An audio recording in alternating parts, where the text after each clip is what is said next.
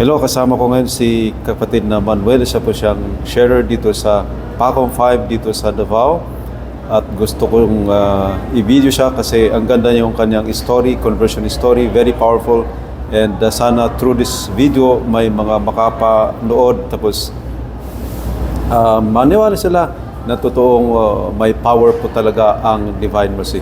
So una is i-introduce mo yung sarili mo and yung family background mo para tingnan nila yung before and after na galing ka sa ganitong pamilya, naranasan mo ito, kaya naging pabaya ka, naging makasalanan. Ganon sana yung gusto kong makita ng audience natin. Okay. Sige po. Good morning po. Ako po si Manuel Maban, taga Negros Occidental, nasa sakupan ng Diocese of Cabancalan. Kami po ay 5 magkakapatid at anak po kami sa pangalawang asawa ng aking ama. Ang aking ina po, 14 years old pa po ako nung namatay siya. Ang kanyang pagkamatay po ay hindi ko inasahan dahil po ay siya ay sinaksak. Hawakan mo. Dahil siya po ay sinaksak ng kanyang kapatid na tumboy under the influence of drugs. At ako po ang naging dahilan kung bakit namatay ang aking ina. Dahil po sa mga gamit na ibinenta ko para makapagsugal at ang mapanalunan maibigay ko sa aking ina. Dahil naglalabada lang po siya, namamalan siya, nag-aani ng palay. At nang namatay po siya, naghiwa-hiwalay po kami magkakapatid. Yung 3 kong kapatid po, kinuha ng aking lolo, kapatid ng aking lola. At doon po, akala ko maging mabuti sila. Pero sila po ay hindi ginawang katulong, kundi ginawang alila. Inalila po sila. Ang aking kapatid na lalaki po, kinuha ng aking tiyuhin, dinala sa Iloilo. At doon po, nung dinala po siya doon, hinanap ko po siya. Pumunta po ako ng Iloilo. At nalaman ko po sa kwento ng aking kapatid na siya po ay na-abuse. Sexually abused po siya. Wala po akong magawa. Nakipagsapalaran ako sa Iloilo. At pagpunta ko ng Iloilo, nag-apply ako ng trabaho bilang boy. At doon po sa aking amo, ako rin po ay na-abuse. Sexually abused. Napunta po ako ng Manila, sumakay ng barko, nakipagsapalaran. Walang pamasahe, nagpanggap po akong kargador at pag-akyat ko po sa barko, nagtago po ako sa ilalim ng deck. Pagdating ko po ng Manila, doon po ako naging mas lalong miserable ang aking buhay. Ako po ay may mga nakilalang mga pickpocketers. May mga nakilalang sex workers na naging kasama ko. At doon po natuto rin po akong magnakaw. Nabuhay ako sa pagnanakaw, nabuhay ako sa kasamaan, pati ang sarili ko, binibenta ko na para makaraos sa aking buhay. Sa patuloy po ng buhay ko na naging miserable, wala po akong makitang pag-asa.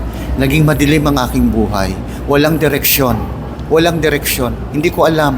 At naghihintay na lang po ako ng malagutan ng hininga, malagutan ng buhay para makapagpahinga. Isang beses po nang marinig ko, that was year 1986, narinig ko ang 3 o'clock prayer heard by ABS-CBN.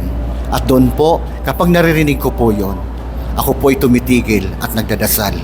At sa pagdadasal na iyon, patuloy ang aking buhay. Nag-struggle po ako hanggang nagdesisyon ako ng umuwi. Hanggang isang beses napasok ako sa Redemptores, nakita ko po doon at nakilala ang mga tao na tumulong sa akin. At yun po, doon nagsimula po ako. Pero hindi po nawala yung pagnanasa ko na maka-attend ng seminar ng Divine Mercy. At isang member ng community po namin, charismatic community, ang nag-invite sa akin na maka-attend at siya po ang nagbayad ng registration fee. At doon po, simula nung marinig ko ang The New Evangelization on Mercy, nagsika po ako na mapalaganap ito. May nakilala ako sa Facebook na siyang tumulong during the time of Odette, na siyang naging simula at siyang tumulong sa akin po para makabili ng mga materials. At doon po nagpalagat, mag-isa ako, dala ang mga bag, mga materials, nag-akyat po ako sa aming parokya, doon po ako nagsimula. At doon po nagsimula ang conversion. At kung saan pinapadama ko po sa mga tao na buhay ang awa ng Diyos. buhay ang awa ng Diyos. Ang Diyos maawain. At dito ko nakilala po ng aking buhay na walang pag-asa, nagkaroon ng pag-asa. At ngayon po, kami po ng aking mga kapatid ay okay na. Maayos at patuloy na nagpapalaganap ng banal na awa. Salamat sa napakagandang story mo talaga, kapatid. So sa ngayon, ikaw ang head coordinator ng Diocese of Cabancalan. Talagang the whole of the diocese, ikaw ang in Yes charge. po, opo. So may mga members ka. Opo, may mga kasama po ako ngayon ng mga officers ko para maging delegates po ng Diocese of Cabancalan. Okay. So from a person na sobrang naging makasalanan, hopeless noon, tapos naranasan mo yung banal na awa ng Diyos, tapos ngayon ikaw naman ang nagpapalaganap sa Palaganap. Father, ang experience ko po ngayon, ang siyang nagiging lakas ko para iparating sa mga tao na maibalik ang mga kaluluwa na minsan naging katulad ko na naligaw ng landas. At hindi lang ng mga katulad ng mga naranasan ko, kundi yung mga hopeless na madala po sila sa paanan ng Panginoon at maramdaman nila ang awa ng ating Panginoong Hesus Okay. Kristo. Meron ka bang experience na natulungan na tao na tulad mo noon, tapos at least ngayon nung nakilala ang Divine Mercy ay natauhan siya din, mga ganon?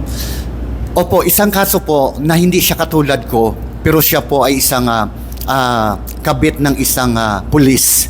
Na nung marinig po ang Basic Orientation Seminar on Mercy, siya po ay na-transform, no? Few months later, nagkumpisal siya sa akin na dahil sa narinig niya po, kanya pong binago at iniwanan po yung lalaki at nagbagong buhay po siya. At isang karanasan pa rin po, siya ay naglilingkod na sa simbahan, commentator, lector, pero nung narinig niya po ang Basic Orientation Seminar on Mercy, mas lumalim ang kanyang pananampalataya.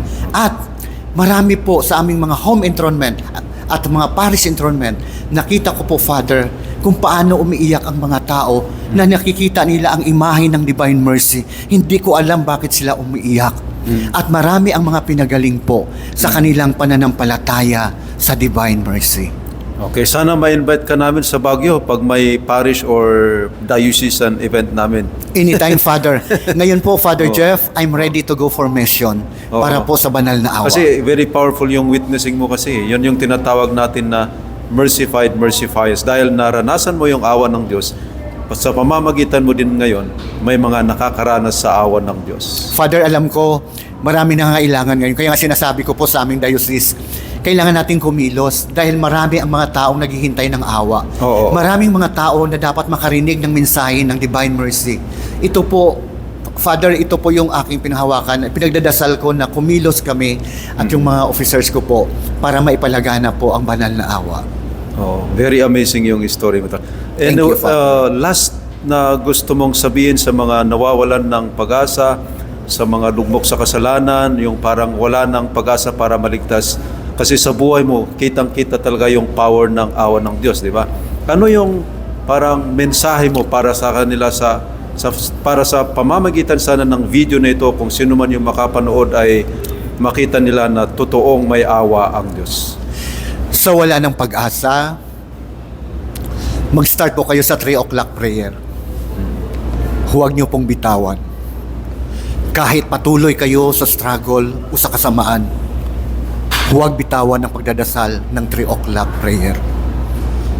Dahil magugulat po kayo. Ang banal na awa kikilos sa inyong buhay. Amen. Amen.